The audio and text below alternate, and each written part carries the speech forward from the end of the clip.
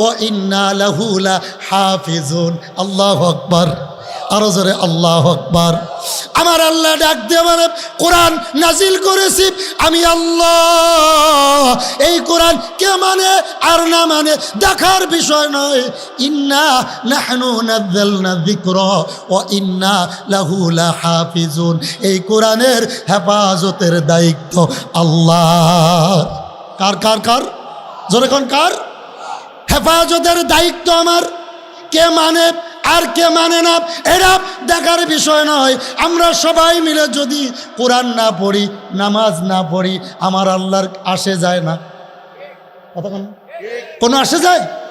আমি নামাজ পড়ি, এটা আমার লাভ, ঠিক কিনা জোরে এখন? আপনি নামাজ পড়েন, আপনার লাভ। আমার আল্লাহ বলে তামাম দুনিয়ার মানুষ যদি আল্লাহ বলে না ডাকে আমার কোনো লস নাই, কারণ 18,000 মাখলুকাত 24 ঘন্টা আল্লাহর জিকিরে মশগুল আছে। জোরে এখন সুবহানাল্লাহ। বন্ধুগণ ভালো করে বুঝবেন, বলতেছিলাম আমার নবীজি দাওয়াত দেয়, অনেকে দাওয়াত পছন্দ করে নাই, রসুলকে মারধর করেছে। এমন ইতিহাস পাওয়া যায় আমার নবীজি নামাজে দাঁড়াইছে, নামাজরত অবস্থায় উটের পচা নারী বুড়ি আমার রসুলের পিঠ মোবারক দিছে, ঠিক কিনা? নাউজুবিল্লাহ। কিন্তু আমার রসুল রাগ করে নাই। কি করে নাই? সবাই বলেন। রাগ করে নাই। আমার রসুলকে পরীক্ষা করার জন্য ইহুদি রসুলের বাড়িতে মেহমান হইছে। রাতের অন্ধকারে রসুলের ল্যাপখাতা বালিশ যা ছিল পায়খানা করে রাখছে। যদি মুহাম্মদ সত্যি নবী হয়, সত্য নবী হয়, তাহলে আমার পরে রাগ করবে না, আর যদি মিথ্যা নবী হয় আমার পরে রাগ হয়ে যাবে, ঠিক কিনা? সকালবেলা আমার রসুল উঠে দেখে ইহুদি পায়খানা করেছে। এবার আমার রসুল আফসোস করে ডাক দিয়ে কয়, হায় রে, আমার বাড়ির মেহমানটা হয়তো রাত্রে অসুস্থ হয়ে গেছিল, ঠিক কিনা? এই কথা বলবো না, চুপ।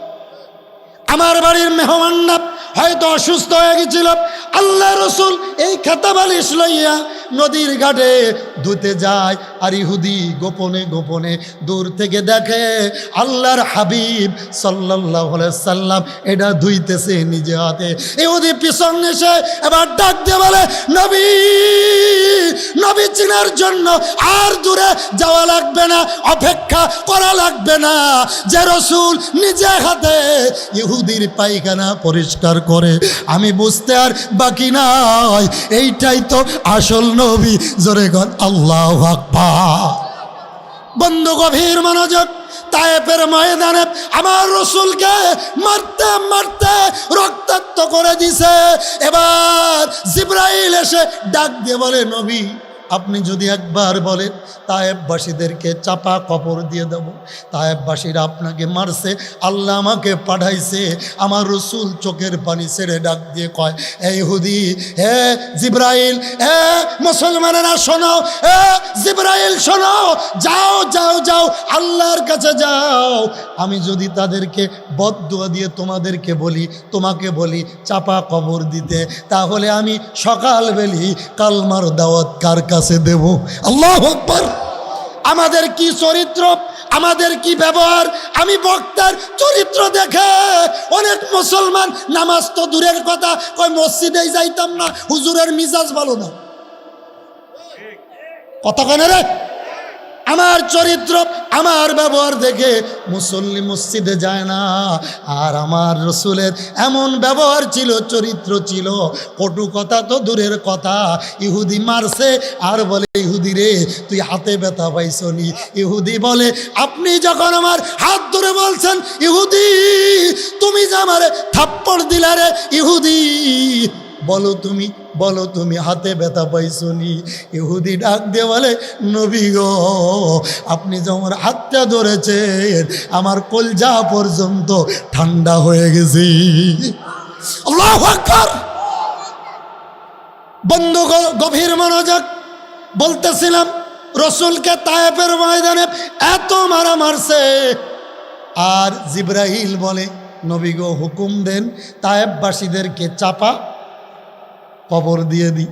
আমার রসুল বলে, না, তারা তো মারছে কিন্তু তারা বোঝে না।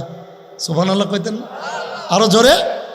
তারা যদি জানতো আমি বিশ্ব নবী, নবীদের নবী, আফতাবে নবী, সাইয়্যিদুল নবী, নবীদের নবী, 18,000 মাকলুকাতের নবী, যদি জানতো মারা তো দূরের কথা, আমি রসুলকে সুমাইতে তারা দেরি করতো না। ঠিক কিনা জোরে কোন? আরো জোরে বলেন ঠিক কিনা? বন্ধুরা, হযরতে আবু বকর সিদ্দিক রসুলকে কেমন ভালোবাসতো জানার দরকার আছে না নাই? সবাই বলেন আরো জোরে। সিদ্দিক আকবর কেন সিদ্দিক হইলাম? আমাদের ভিতরে আমরা যদি সারাদিন 100 কথা বলি 99টা মিথ্যা, এমন লোক নাই? মাশাআল্লাহ, মিথ্যার জন্য 1 নম্বর। আবু বকর সিদ্দিক কেমন সিদ্দিক? 2টা পয়েন্ট বলবো তার জন্য। 1 নম্বরে বলবো আবু বকর সিদ্দিক রাদিয়াল্লাহু তাআলা রাস্তা দিয়ে একদিন হেঁটে যাচ্ছে, হঠাৎ করে দেখে